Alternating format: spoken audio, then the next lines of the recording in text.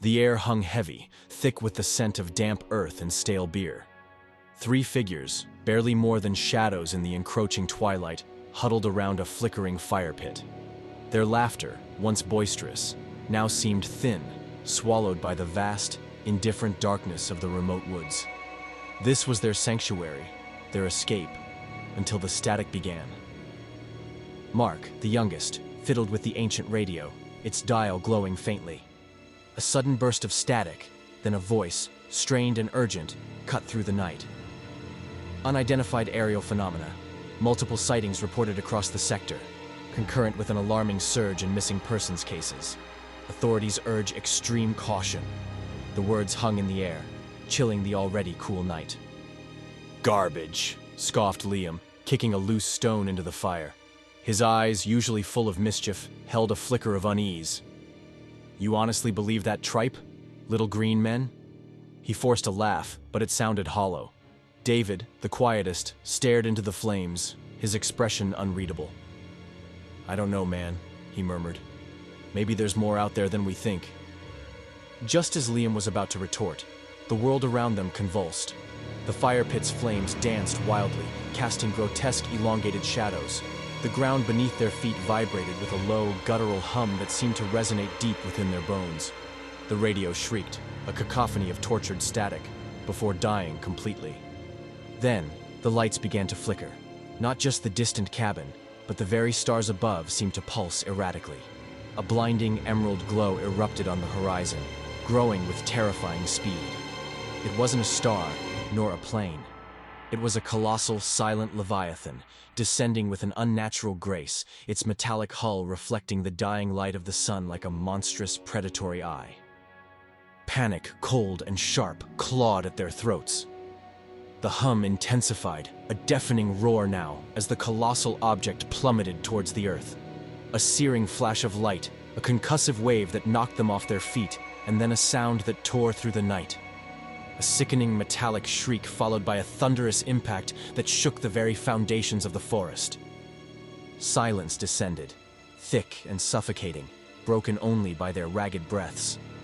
The emerald glow pulsed erratically from the distant tree line, a beacon of unimaginable horror.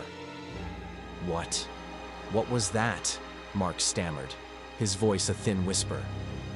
Liam, despite his earlier bravado, was pale, his eyes wide with primal fear.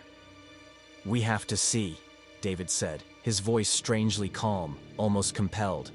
A morbid curiosity, a fatal fascination, pulled them towards the unknown. The trek through the dense undergrowth was a nightmare.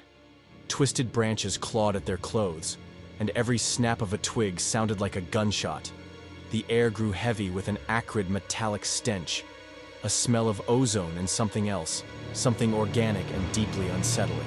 The emerald glow intensified, painting the trees in an unearthly, sickly hue. They broke through the final line of trees, and the sight that greeted them stole the air from their lungs. A vast crater, smoking and still glowing, scarred the earth. Twisted metal, unlike anything they had ever seen, lay strewn about, glinting ominously. And there, amidst the wreckage, was the source of the stench. A creature, undeniably humanoid, but grotesquely alien, lay half-buried in the scorched earth. Its skin, a mottled gray, was torn open in places, revealing glistening black ichor.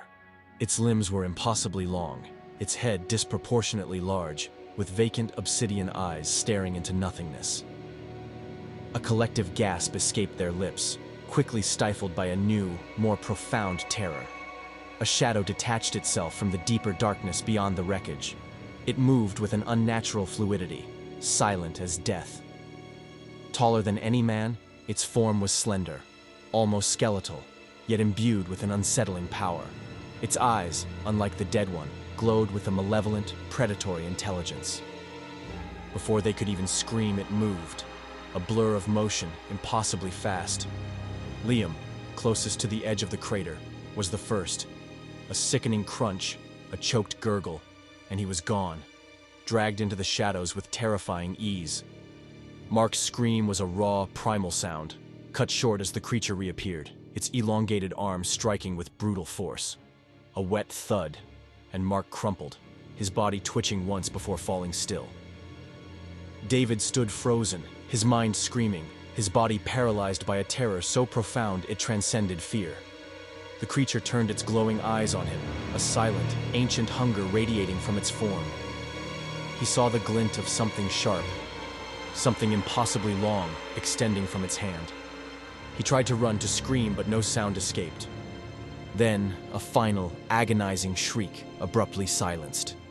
The emerald glow pulsed once more, then began to recede, slowly, deliberately, back into the inky blackness of the night sky. The hum returned, a low, mournful thrum, fading into the distance. All that remained was the acrid stench, the smoking crater, and the profound, terrifying silence of the woods. No trace, no witness, just the chilling void where 3 lives once were. If you dare to delve deeper into the abyss of the unknown, if you crave the chilling embrace of cosmic horror, then share this tale. Subscribe for more unsettling encounters, and comment below with your darkest fears. The truth is out there, waiting to consume you.